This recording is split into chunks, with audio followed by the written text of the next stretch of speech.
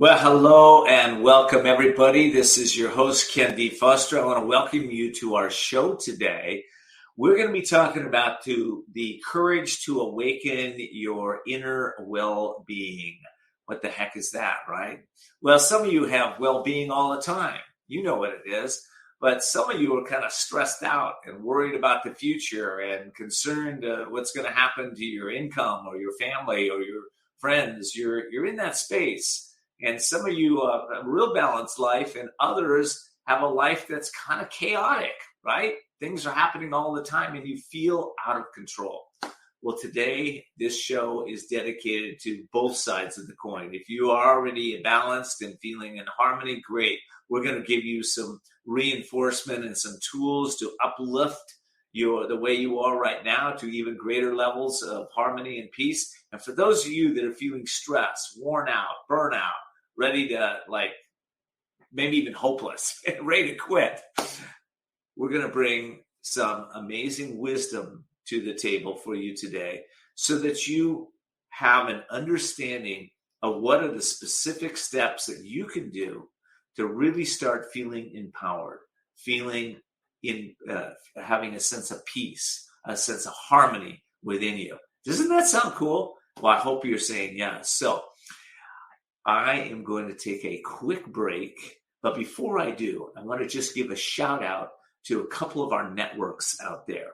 I want to say thank you, UK Health Radio Network, who has just created a new contract that we're going to have potentially 185 million new viewers that are in India and some of the countries we're just starting to get into. So UK Health, thank you for that.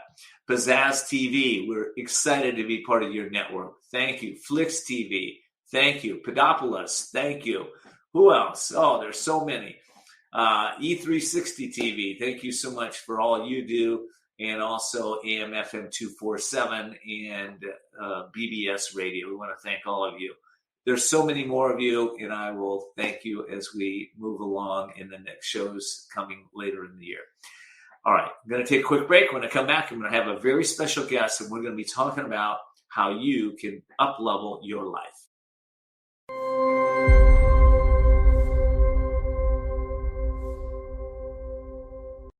See the unseeable, know the unknowable, and do the impossible. That's what my guest does here, Elizabeth Bishop. So we're glad to have you back on the show. Welcome.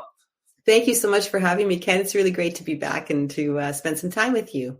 Oh my gosh! Well, our last time we were together, I got so many accolades from my listeners about you. So we're having you back. So for those of you that don't know Elizabeth, she is the author of Conscious Service: 10 Ways to Reclaim Your Calling, Move Beyond Burnout, and Make a Difference Without Sacrificing Yourself. She's also the creator of the Conscious Service Approach. It's a research-based set of principles designed to enhance both the experience of service providers and the quality of service they offer, and so much more. All right. Wow. Okay. Elizabeth, for our audience that don't know you, how'd you get involved in the work that you're doing today? Oh boy. From a very early age, I always sort of had this sense of calling into the kind of work that I wanted to do. I think originally I thought I would be a teacher, little girl playing in the basement with the chalkboard and the stuffed animals and those things. And I loved school.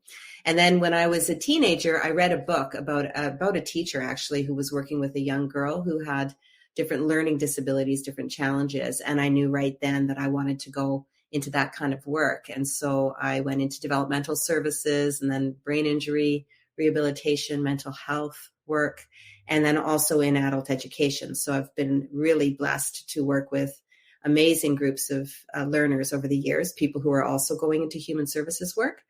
And that's what led me here. But I think from a personal perspective, and I think a lot of service providers can relate to this too, that original call, it was probably about 30 years ago, I caught myself just sort of getting through the day. I was chanting, I just have to get through the day, just get me to 4:30, and I realized I was really far away from that sense of being called and my original inspiration. And that was the beginning of the work that I'm doing now.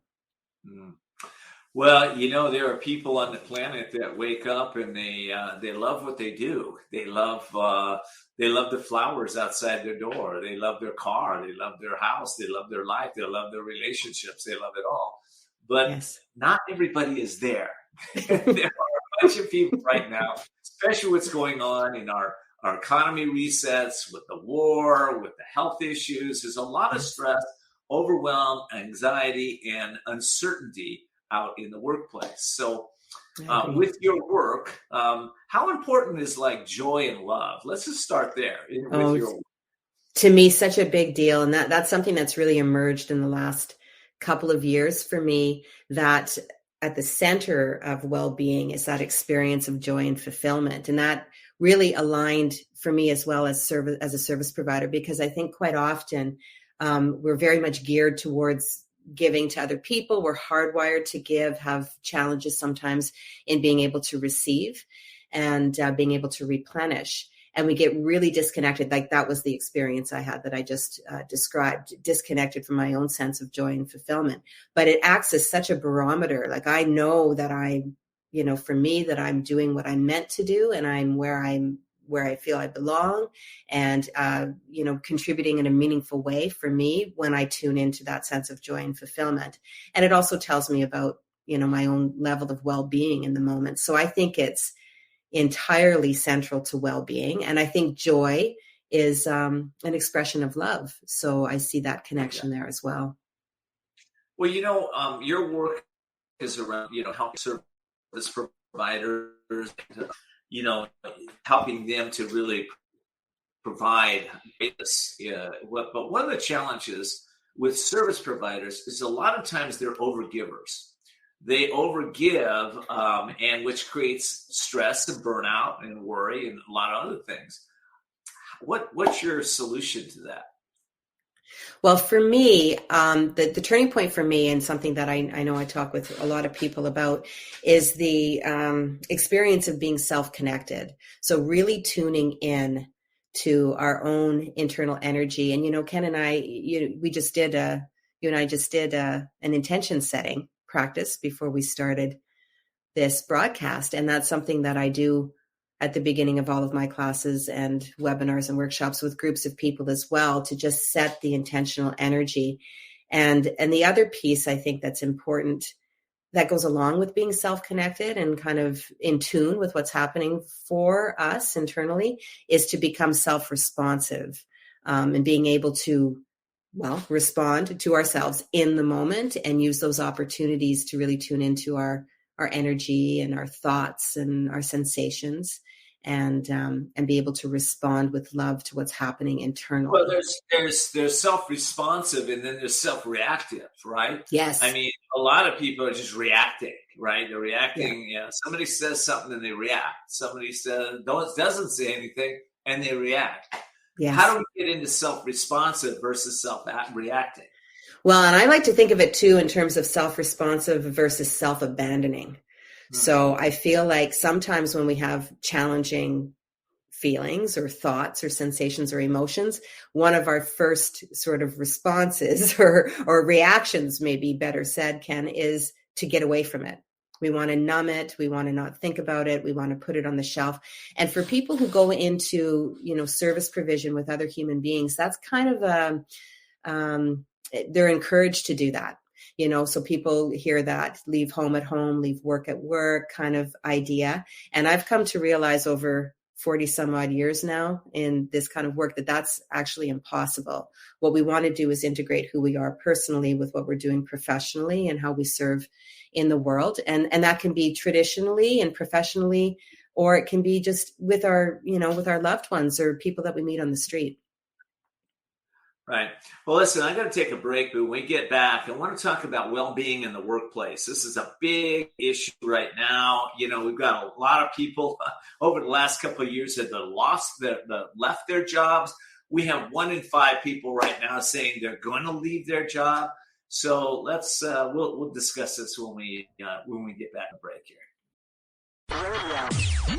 UK Health Radio, the station that makes you feel good.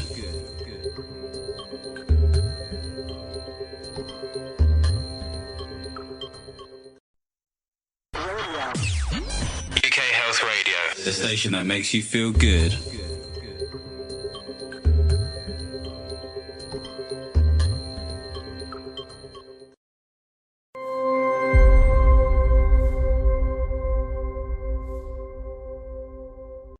All right. Well, welcome back, everybody. This is your host, Ken D. Foster. I'm talking to Elizabeth Bishop, and we are talking about how to awaken your well-being and workplace. All right. Let's go to the workplace. Right. Okay. Lots going on in the workplace.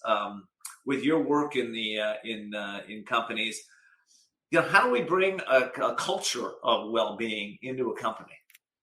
Oh my gosh, this is such a great question and such a big piece of work. I actually just had a session this morning with a group that I'm working with in this organization about organizational culture and the qualities of organizational culture that they want to cultivate and how that'll ripple out through the way things are in their organization currently. And it's work that excites me, definitely. But I'll tell you a little bit about this research project that I was co-leading a couple of years ago. So we wanted to look at, the ideas of joy and fulfillment being central to well-being, but also look at equity in the workplace and look at how people were experiencing well-being in the workplace. And we were focused mainly on service providers in healthcare, social services organizations. And people had a hard time kind of wrapping their minds and their hearts around the idea of tuning into a sense of joy and fulfillment in their work, because it was such a high stress environment. And quite often, working with people or sitting with people who are, struggling in the moment, or who might be experiencing a lot of despair or sadness in their lives. And how do we stay in tune with that sense of joy and fulfillment as an element of our well-being while we're witnessing that? So I think that's got room for expansion, and I can talk about that in a moment as well. But when we asked people too about how do they experience well-being in the workplace, every single example was an example of well-being outside of the workplace. So it was having days off, mental health days, vacation days, breaks, but nobody was able to identify a practice that they were using right in the moment in their work to feel well or to bolster their wellness in the moment. It was all after the fact or preventative. I found that really mind-blowing. That is, I don't think I've heard anybody say that. So I think that's profound that you've really identified that. And okay, so if we got people listening from the workplace, they're going, yeah, I relate to that. I don't really feel that well-being in the workplace. How can somebody start to feel good about what they're doing in the workplace? What are some of the steps they can do? Well, I think that's where the self-responsive piece comes in. And I think just even like we were talking about earlier, the intentional piece. So setting our intentional energy as we're going into our day and, and reflecting and looking at, how did things unfold and what did I learn today? So using questions and curiosity to tap into that, how was I transformed today? What lit me up? Where did I feel that sense of joy and fulfillment in my day communicating with other people? Maybe where was I triggered and what am I learning about that? Because that happens a lot in our human relationships. But I think also finding ways to kind of move with the natural rhythm of the day. So quite often we'll talk about setting intention first thing in the morning and then maybe checking in again before we go to sleep. But there's so many moments between the morning and the night, right? That we're not necessarily being present with our own experience and just responding. So even just as simple as going into a conversation with someone and maybe there's some conflict to work through, to set that intention before I go in, how do I hope this goes and how would I like to feel while I'm in this conversation, and how can I make myself or help myself feel more comfortable, just even a little percentage more comfortable as I go into something that's a little bit intimidating. Well, I think there's also practices that we can bring into the corporate environment, such as, when you take a break, you can go and, do some breath work or go into meditation, or you might, bring out one of my books or one of your books and read something inspiring. Yes. That uplifts our soul, uplifts our spirit, and reconnects us to that conscious part of ourselves that is not the victim of the work environment, but sometimes feels like the victim of the work environment, right? Absolutely. Yeah. So I think those are good pieces for us. Well, I think too, if I can just add, Ken, that I think there's the sort of two things happening at once, right? There's the outside, the reflection that I do outside of the moment, and how that helps me tune into that experience of being self-connected, so that when I'm in a moment where something has happened or triggered me or my energy has shifted, that I can notice that and respond with kindness and love right in the moment. Just even if it's about having an awareness internally that, oh, that pushed my button, or, oh, I feel uneasiness within my being. One of the things that I do with my wonderful group of students that I work with right now, when we set our intentional energy, we create what we're calling an inner oasis, and we describe all the characteristics and qualities that make it an oasis for us personally. And then we talk about how we can center ourselves in that and then continue to move through our day from the place and the energy of that inner oasis. So we don't necessarily have to close our eyes or run down the hall or do any of those things. We can just notice it and tune back into that intentional energy.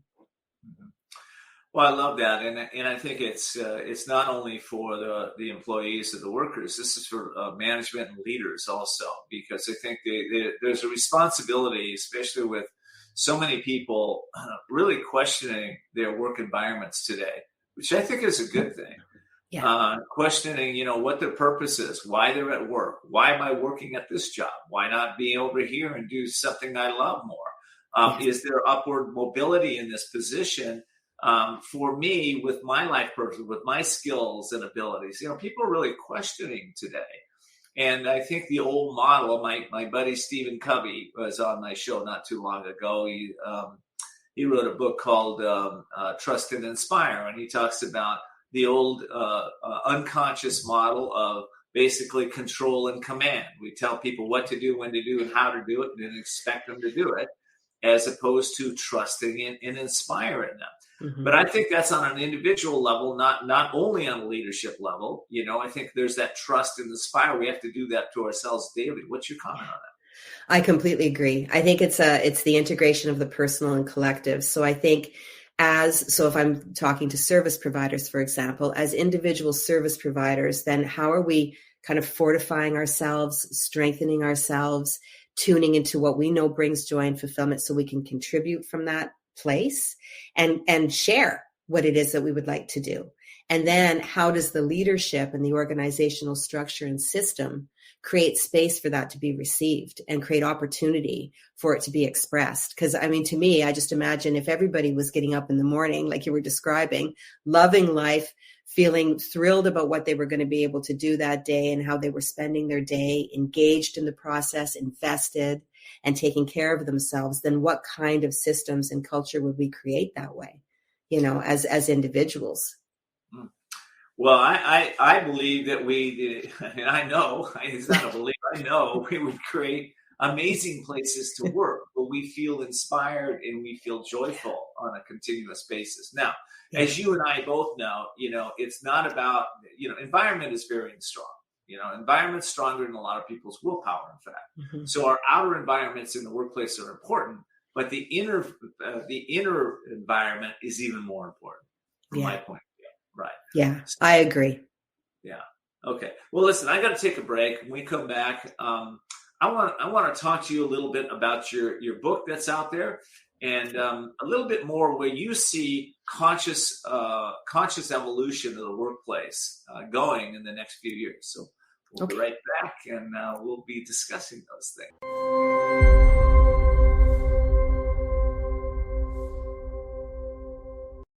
Well, this is Ken Foster, and if you've just joined us, I want to thank you. I'm talking to Elizabeth Bishop, and we're talking about consciousness in the workplace and how to have better well-being. Before I get there, I want to just mention this. Now, I haven't done this in 6 months, so I'm going to tell you that I have a book out there that I want you to think about buying for yourself and for those that you love. It's called The Courage to Change Everything. It's daily strategies and essential wisdom to awaken your inner genius. This book has changed the lives of everybody that has read it.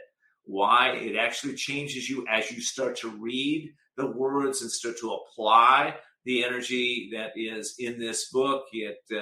There is wisdom from everybody from Socrates and Plato to Tony Robbins and Stephen Covey and everybody in between. There's amazing wisdom in this book so that you can start to up-level your life in many ways. So I hope you'll check it out. All right. Back to my guest. All right. So Elizabeth Bishop is here with me. And again, we're talking about consciousness in the workplace and how to really awaken a spirit of peace and harmony within you. Elizabeth, let me start with that latter question I was going to ask you. What do you see, before we get to your book, what do you see like the conscious evolution of the work environment over the next few years? Where do you see it going? Well, a lot of people call me an eternal optimist, and I'm always convinced that the glass is half full at least. So for me, and I am optimistic that we're at a place right now in our world where more people are, like you were saying, Ken, awakening to the reality that they want to feel differently in their day-to-day work and their vocational pursuits. And I certainly know that the majority of the people that I work with who would identify as service providers are really wanting to experience their work and their vocation differently. They want to be engaged. They want to feel well in what they're doing. They don't want to overextend themselves anymore. But they're also feeling, I think, a bit at a loss in terms of, like you said, how the environment is functioning at this point. So for me, I see it as a joint effort. I absolutely see the personal and collective well-being as integrated and influencing each other. And I cannot see how a system could shift without the individuals actually driving that shift. And I think that we're poised for it. Mm-hmm. Well, a lot of companies out there in the past have had, they've done the works on their mission, they've done work on their values. Unfortunately, they haven't been integrated into the business in such a way that the people that are working there actually are inspired by those values and their mission and really live those values and mission. How do we begin to shift that? Well, I think you're making a really powerful point that we can talk about these things and think about them, all day long. And that's a big part of what my work is about, is how do we embody it? So for me, when we do things like intentional energy setting, or we close our eyes for a moment and center in and notice what's going on inside, that's a way of getting familiar with what some of these, say the values that are associated with our missions, what they feel like to be in that, to embody it and be in that state. So what does it feel like to be in a state of love? Talking about it and thinking about it doesn't go too far, but feeling it and being in that and including myself in that kind of energy, it makes it much more likely that I'm also going to act that way and share it organically. Yeah. When I started down this path 26 years ago, when I started speaking at companies and we talked to them about soft skill sets like, love and harmony and peace, they thought we were kind of crazy. And they come back to us and go, well, why is this important for the company? And of course, today we have a lot of science behind that. We have numbers behind that where productivity goes up, employee turnover goes down, work satisfaction goes up, longevity of employees goes up. So a lot of that's going on in the workplace today. So I'm just wondering, how in the world can a company stay unconscious with all the science that's out there to remain stagnant? I don't get it. Do you? I know. The only thing that I can think of is that we're still keeping it up here in the intellectual place, because it does require a lot of courage to keep tuning into what's going on in the internal landscape, like to keep touching in on, and to become self-responsive instead of self-abandoning, like we were talking about earlier. I think it's almost like a knee-jerk, well, no, I can't think about that or feel that right now. I've got to put it on the shelf. Or I don't want to feel this, so I'm going to go and, have drinks or something, or I'm going to lose myself in TV or other people. And I think that's one of the risks that's really high for service providers, to lose ourselves in other people, because that's kind of the nature in some ways of the work. So it's finding that balance and harmony all the time between what's happening inside of me and how does that inform how I'm well, showing I up. find a lot of service providers are empathic. They're empaths. Yeah. And they can actually feel what the other person is feeling. They can think, they can hear their thoughts sometimes, what that is. And sometimes they get lost in others, and to have those good boundaries, I think, is really key. Yeah. I think that's one of the other pieces that came out of my research too, is something I call the engagement continuum, where engagement is the sweet spot, and whatever that feels like for you. If you were to close your eyes and tune into what does engagement feel like for me, notice it in your body. What does it sound like? What do you think of? Are there experiences that you've had? And then on one end of the spectrum, we have enmeshment, where now suddenly we're afraid for the other person or the situation. We've lost ourselves in it. We don't know where we end, where they begin. We have to fix it. We're afraid, or the other end, where we become estranged and we're actually kind of angry about what's going on. And, they don't pay me enough for this. And this isn't part of my, that kind of thing. I need to shut down. I've got to protect myself.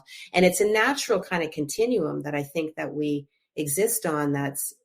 I think can be really powerful when it comes to being service providers, that we can always keep moving back into, where did I become disengaged? What's happened here? Because for me, like if we're talking about love, and I think service is an expression of love. I think love sits right beside fear in terms of our experience. So it's very easy to see how the bigger we love, the higher the risk to slip into the fear mode, right there. It's right there. And how do we notice when we've done that? Because how we respond is going to be very different. Right. Well, speaking of love, I want to give a shout out to your students that are listening to this right now. Hi. There you go. And let's switch gears for a second. You have this amazing book out here right now, Conscious Service. And by the way, why did you write this book, first of all? And then, let's start there. Yeah. So that turning point that I had about 30 years ago, where I was just chanting to get myself through the day. Basically at that point, I decided that my one touchstone would be that every choice that I made from there on out would have to have some kind of meaning for me personally. Like I would have to be driven by that. That doesn't mean that it all had meaning overnight, because it didn't. It was a process and a practice. It's been a journey, but it became a sort of a guidepost for me. And I recognized at that time that the spiritual work that I was doing, my own personal growth that I was doing, had full relevance to what I was doing professionally. And that's kind of where it started. So it was quite a process that I've gone through in a variety of ways that ended up leading to the publishing of this book this past year. And where can people get Conscious Service? You can pretty much get it anywhere. It's published with Hazelden Publishing, so you can get it directly from them, but it's on Amazon, it's Indigo. You can get it online anywhere, and I've seen it in real life in the bookstore as well. So it's in a few of those Indigo stores. That's great. And okay, so here's the question I know my audience wants to know before they buy your book. That is, what are the benefits to them, right? What are they going to walk away with when they read the book?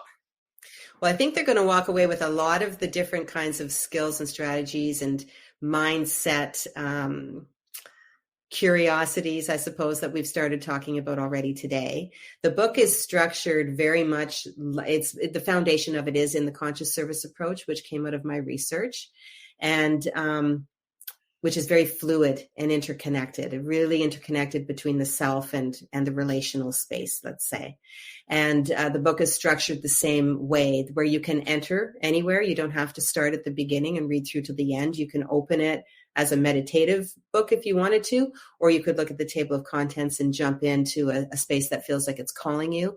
And it's written in an invitational way. So the idea is that here's a big process, approach, umbrella. It's one way of kind of looking at your role as a service provider, personally and professionally. And then you decide, you get to see what kind of insights come up for you as you read the different pieces of the book.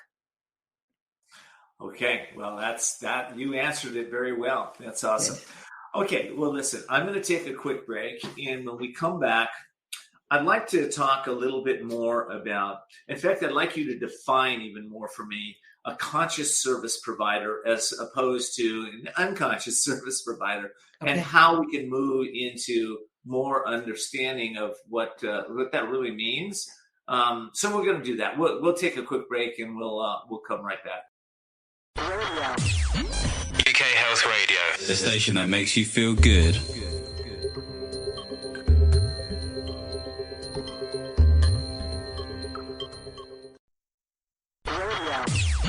UK Health Radio, the station that makes you feel good.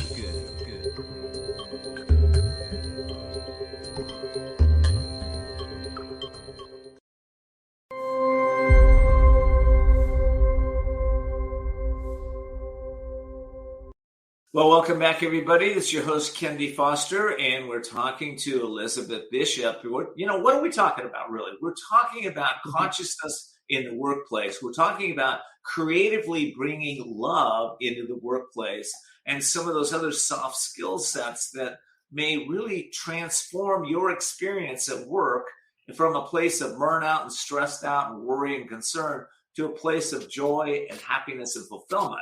That's what we're talking about. So it's a big subject, though. We're just touching on little pieces here that that can really make a difference. So, all right, I want to backtrack just a little bit. Conscious service provider versus unconscious service provider. How do you define that? Well, maybe I'll just use myself as an example. So I think I didn't realize that there were parts of me that were operating in an unconscious kind of way until I had that moment and heard myself. And that, I think that was, space was created for that to happen because of some of the things I was doing outside of the workplace. As I mentioned before the break, the personal growth, the spiritual exploration around things, because I had a desire to want to understand what was happening in my life at that time. And then I saw the relevance to the work pieces for me. I think a big part of my unconsciousness in my work was when I was operating under the idea that I somehow had all of the answers for other people, that I needed to fix other people's situations, that I had to figure that out, that I needed to find ways to compartmentalize myself and leave parts at home and leave other parts at work. I don't think I was well prepared for the inherent role of emotional labor that goes into creating relationship with people. And so I was missing the actual ability to receive all of the wonderful things that were happening in the communications that I was having with people that I provided service to. So I think when I shifted then and started to work with these ideas, well, first of all, I have not been burned out since that time. And that was a good 30 years ago. I've been tired, I've been frustrated, but I've not been burned out. I have a pretty solid awareness of my commitment and the direction that I'm moving. It's been an opportunity to continue to learn about myself, to challenge myself, to get curious, to learn how to love myself, which is an ongoing practice that most of us, have struggles with from time to time. And it changed the way that I showed up and related to other people. And I started to be able to see transformation happen, not only like seeking evidence in other people's shifting and changing, but my own transformation. And as I did that, I was able to capture the nuances of things that were happening around me. And everything became different in my role as a service provider. Oh, wow, I love that. Well, the show's called Voices of Courage, and you are a very courageous voice. As I define courage is it's an energy, it's a power. It's not something that we think about. It's something that we have within all of us. Some people have developed courage and some people have undeveloped courage, but we all have courage, right? What do you see is when somebody comes, or you go into the workplace environment and you're working with a group of individuals, where do they have to tune into their courage? What is it that they have to go, oh, it's going to take courage to maybe self-reflect or look at myself, or courage to stop doing the things I've been doing, or courage to start thinking a different way. What do you find in that environment?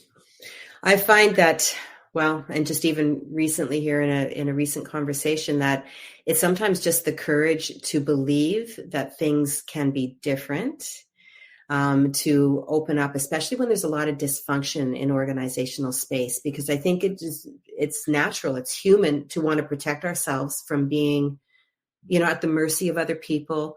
Well, we feel like we have no power in a situation, that if we speak up, that there's going to be punishment, or that we're going to maybe lose our jobs, or, forever kind of at the mercy of other people. So I want to acknowledge that some of our systems have really outdated, destructive practices that don't make it easy for people to step into that space.